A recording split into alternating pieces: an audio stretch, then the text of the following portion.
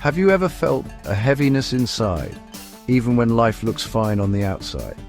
You go through your day, smile, check the boxes, yet something feels off. Your life seems successful, job, friends, routine.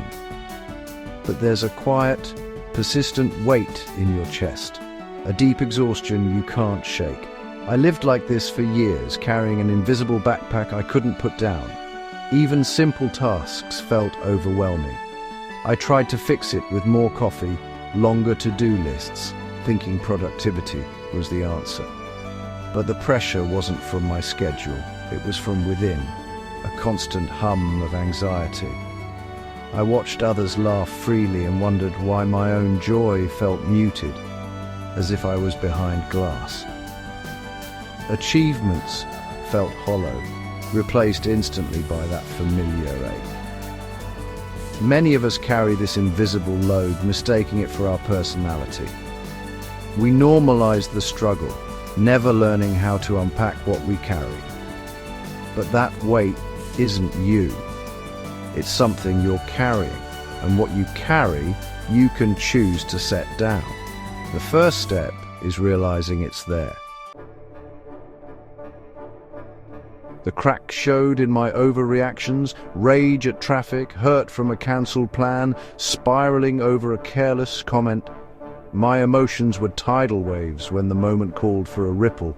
I felt ashamed, asking myself, why am I like this? My relationships suffered. People walked on eggshells around me. I wanted to be a source of joy, but my turmoil spilled out, pushing others away. These weren't random outbursts. They were signals, cracks in the facade of being fine. Our emotions are messengers pointing to wounds we've ignored. Unprocessed pain doesn't disappear. It finds a way to be heard. My turning point came quietly on an ordinary night. Staring in the mirror, I saw not just a tired face, but years of unspoken sadness and fear.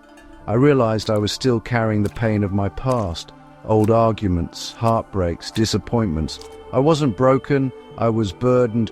For the first time I felt compassion for myself. I understood this was emotional baggage, not a flaw in my character.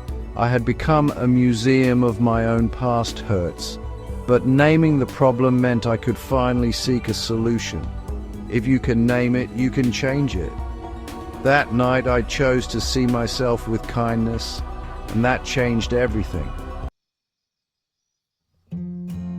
Naming the baggage was just the start. I had to look inside.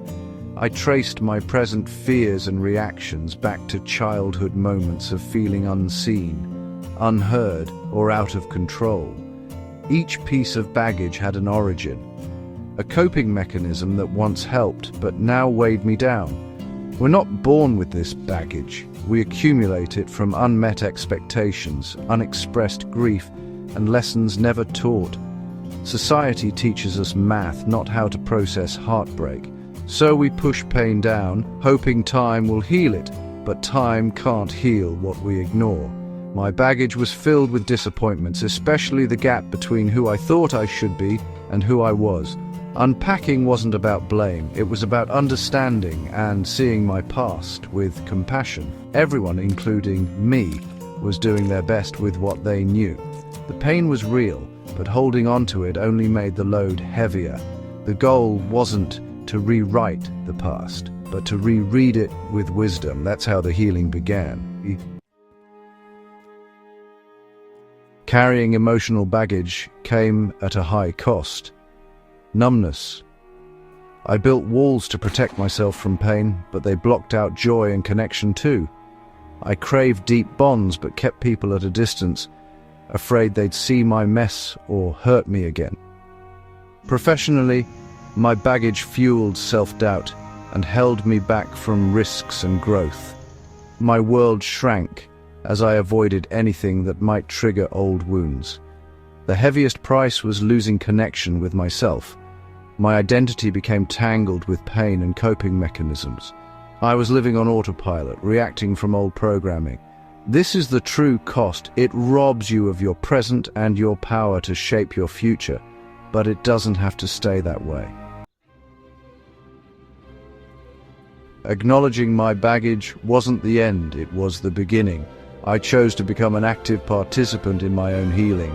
The past shaped me, but it didn't have to define me.